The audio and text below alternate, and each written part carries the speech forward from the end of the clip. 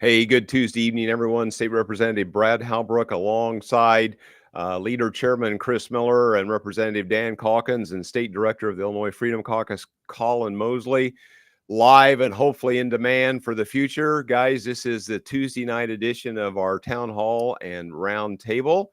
And, guys, I was at an event over the weekend and somebody says, "Are you part of the No Row?" And I said, "Well, Wow. I think I probably was a founding member." And but regardless of that status, we are keeping up that tradition of the No Row, and we're going to talk about some of the reasons why we vote no tonight, right? So we want to kind of get everybody up to speed. We've got a couple of important hot topics, and with that, let's just go around the table with a quick welcome, and we will go Representative Miller, Calkins, and then Colin, and then we'll get right into our slides for the evening. Well, welcome everybody. We're glad you decided to join us this evening. As my colleague and seatmate, Representative Holbrook mentioned, we have a jam-packed session for you with a lot of great information. I know over the weekend married our youngest daughter, so Mary and I are officially empty nesters now, which is a weird feeling for the first time in forever. But anyway, we're looking forward to this conversation, and tune in and pay attention. Excellent. Representative Calkins. It's great to be here this evening. I just want to remind Chris what happened the last time he was an empty nester.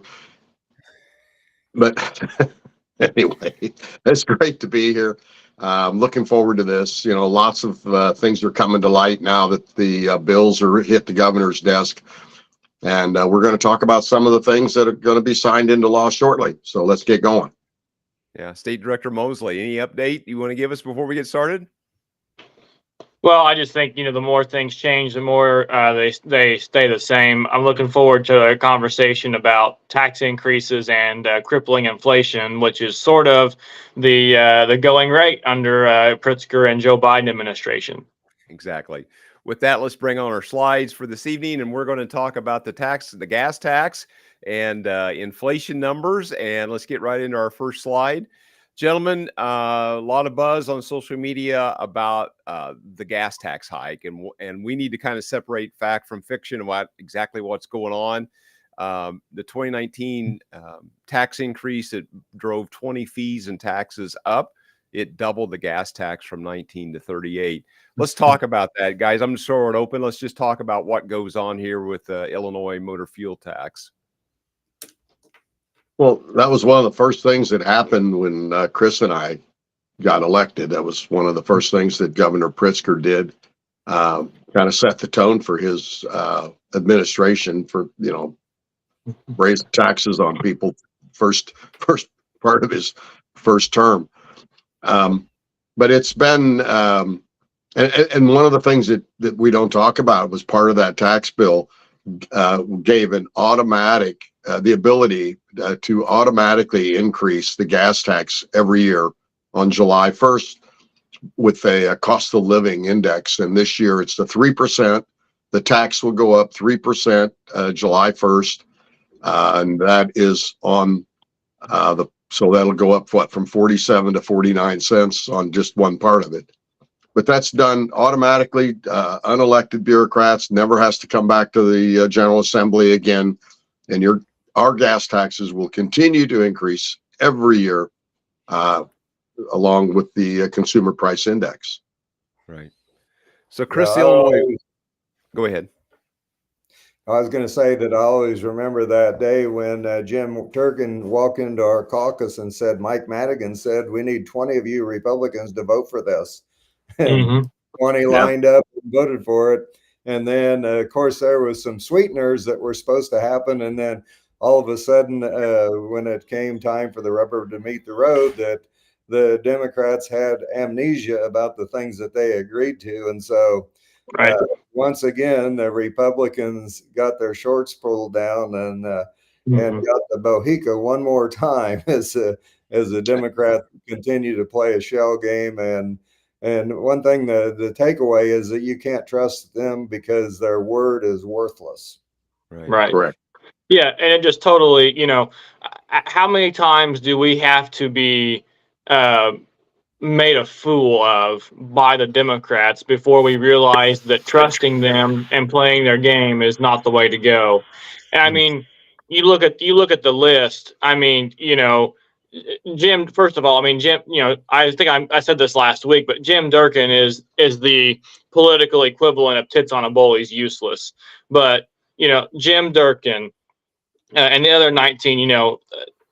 Avery Bourne, Dan Brady, Terry Bryant, Tim Butler, Tom Dimmer, and there's several that are, Freeze, Kiker, Meyer, Reich, Severn. These people are still there. And I think we have to reckon with the fact that this gas tax, July 1st, this increase, unfortunately, we gave cover to 6 Democrats to vote no that would have without our members voting yes. That's the kind of stuff we just can't allow to happen again. Right. Yeah, and on the political side of that, so here we put 20 Republicans on this bill back in 2019, give cover to Democrats, like you've mentioned, and guess which there's more of as far as members in the General Assembly, and which ones there's less of. There's more Democrats and less Republicans every time. So if there's any evidence at all to say Republicans shouldn't vote for these tax increases, that should be a pretty big indicator in my book. And here's what I think is also a travesty. At least three, if not 4 people on that list are currently serving as minority leaders this General Assembly. Yep.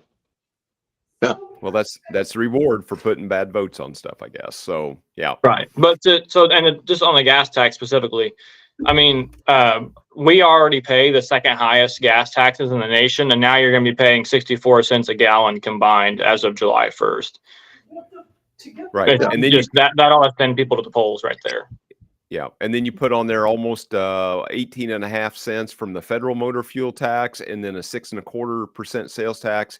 That number bumps up against 90 cents to $1. And then in some locales where there's a local sales tax, I mean, we have a lot of counties, there's a 1% school sales tax that gets tacked on top of that. So, I mean, you get up close to just $1 in gas tax alone, just on top of the product. So, yeah. That's not even diesel. I mean, Chris, Brad, I'm sure when you're putting diesel in your equipment, it's even higher. Yeah. The diesel charge is a little bit higher. So, yeah. Hey, let's go on and talk about what's going on with this money. When the first fiscal year, when this gas tax was increased, the budget was $838 million for the road fund. Today, it's just a fraction over $5 billion. They have grown that fund to an unbelievable number. They can't keep up. How should I say that? They can't spend the money fast enough on roads and bridges because I don't think there's the personnel to do that. And so they're doing other things with the money that it wasn't intended for. Anybody want to speak to what's going on with all the diversions and the like? Well, this is exactly was our point at the time, that why are we raising taxes at that point in time? Recall that the feds were getting ready to do a big infrastructure bill, and Illinois only has they pay a part of it, but yeah. We've been building, rebuilding roads and bridges and doing go drive down the interstate and, in your local communities as well. And you'll see the work that IDOT's doing. They're working their tails off to try to repair these roads and bridges. And yet you watch what's happening to their savings account, and it's ballooned from less than $1 billion to over $5 billion. And it's all because we've doubled the gas tax, and the gas tax has doubled, and their reserves, their savings account has gone up 5 times. I mean, we were right then. It was the right policy. It was the right approach. That wasn't necessary, and the Illinois, drivers are paying the price, and especially now. I mean, can you imagine how much money would be in people's pockets if we took 19 cents a gallon off the pump? I don't know how many gallons of gas get pumped in Illinois, but take that times 19 cents and put that back in a consumer's pocket. And you don't think people would be in a lot better shape today? That's I think that's the big question. Right. Well, I Yep. think that that's one thing that we've seen during the Pritzker and the Biden regime and Bidenomics and Pritzker's policy is there's a predictable pattern of behavior that we have seen because they just can't help but, you know, if you earn it, they tax it. If you spend it, they tax it. If you save it, they tax it. If you invest, they tax it. If you build it, they tax it. If you live in it, they tax it. If you drive it, they tax it. If you eat it, they tax it. If you give it away, they tax it. And even when you die, they tax it one more time. But the problem is they do all this and then they absolutely waste and fritter the money away. Right. Well, that's what's happening here. I mean, they've taken projects that we have typically paid for, historically paid for, out of the general revenue fund that did not come from the road fund. And now they're diverting road fund money because they've got $5 billion to pay for these things. And why would they do that? Why would they have the need to divert our road fund money to pay for things that have been coming out of the general revenue fund? I think it's pretty obvious, huh, Chris? Yeah. Well, and I know that in my district, in Coles County, Douglas County, rural Champaign County, and Vermilion County, the roads are a mess. And I don't see there just aren't construction projects going on that I've witnessed anyway. Well, finding people to work. Well, you guys, you also got to remember, roads and bridges are built so much better and last so much longer when the IDOT workers have had diversity, equity, and inclusion training. That's very important. I mean, we're only spending a few $1 million a year on DEI initiatives in the Department of Transportation. I mean, we got to have that. Yep. Hey, unless we've missed anything else, let's go on to our next slide here. Let me bring it back up. And this is going to talk about inflation. And I don't think we have to tell our viewers anything about inflation, but these are just some interesting statistics that's been pulled together over the last 3 years, how the prices for very basic things that we consume every day, what's happening there. So I'll just throw it open. Anybody want to talk about how the price of all these commodities have went up? Dramatically higher than the wages have went up. Well, I know just a practical observation is I know that when the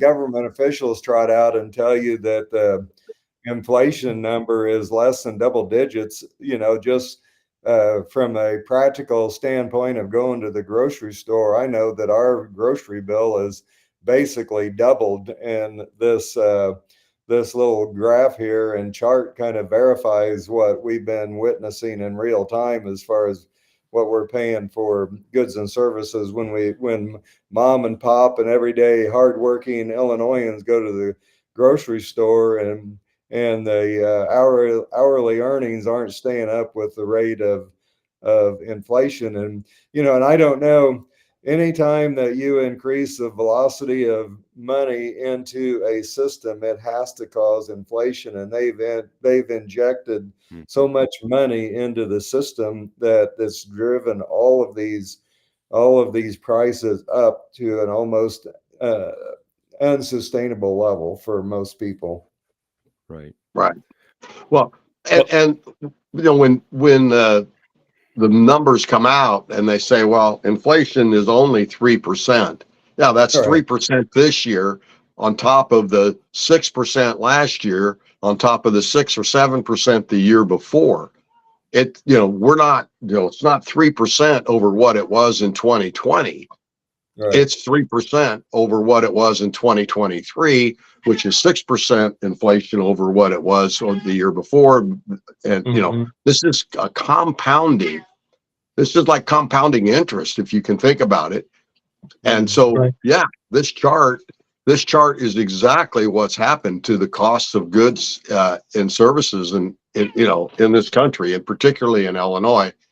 And There's no way. There's no way that wages can keep up with it, and we're seeing it. We're seeing consumer spending slow down.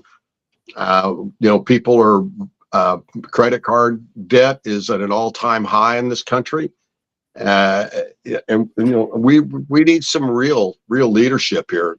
And Governor Pritzker and the Democrats in Illinois absolutely have no desire to take this issue on. Well, Right. I mean, it's important that we're observing in real time every quality of life issue has gotten worse under the Pritzker Biden regimes. Everything that you want to think about, nothing has gotten better. Life has got harder. Bills have become harder to pay, and just for everyday working class people, the only quality of life that has improved has been for illegal aliens. Yeah. Mm-hmm. Right. Yeah. Well, I think the other problem too is you ask J.B. Pritzker or people in his cabinet or the people in the White House, when's the last time they walked through a Walmart and had to buy their own groceries? I mean, that's the big issue here. These people don't feel the effects of their own bad policy because JB has probably some servant going to Walmart for him and buying his eggs. He doesn't know how much they cost. Right. He doesn't care either. And the other thing is, this is only 6 or 5 examples, and then the wages. But for as far as the sales tax goes, the last 2 years we have seen a massive windfall in sales tax revenue because everything has cost so much more. Where's all that money go?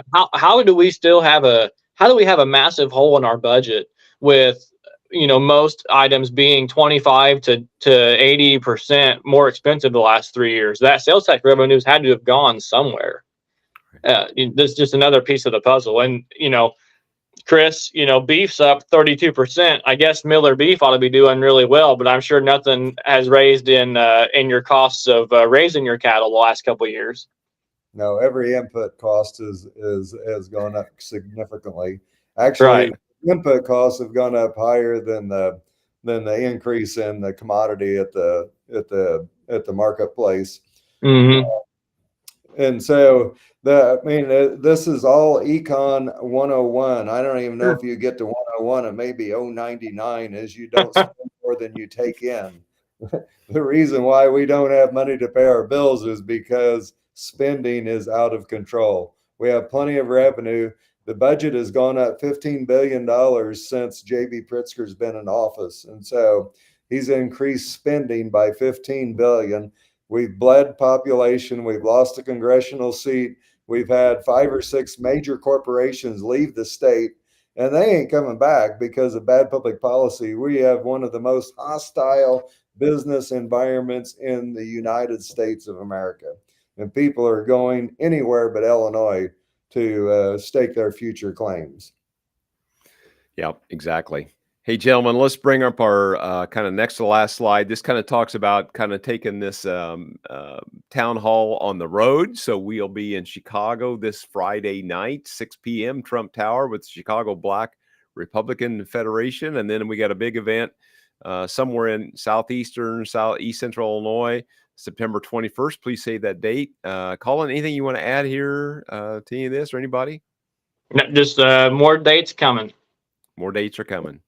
That's great. And with I mean, if you want to invite us, you're listening, watching this, and you'd like to have the Freedom Caucus show up in your neighborhood, give Colin a note. Drop Colin a note because this is part of our cause, is to take this message out as far and wide as we can to let people know what's going on in Springfield, what's happening to their money, and hopefully, the mission is to enthuse them to get out and work for candidates and vote for the right candidates and help us try to, let's turn the state around. Exactly. And Colin, you take care of all the digital stuff. This is where they can find us. They can reach out to you here. They can send us a financial contribution to help us with this. And of course, maybe talk about the Substack briefly before we close out here, if you wish. Yeah, sure. Substack is our newsletter. So, every week or sometimes every 2 weeks, we publish a list of just stuff going on in Illinois, things that we've been up to, policy issues. It's sort of a one-stop shop for Illinois conservative legislative news. It's a great piece, and it's free too. So, Excellent. All right. Gentlemen, anything closing, or should we just head for the door and say goodnight for the evening? See y'all All right. soon. See you soon. Talk to you soon, everybody. Thanks for tuning in. And as always, please like, share, follow, and subscribe to our content to help us get the word out. Talk soon.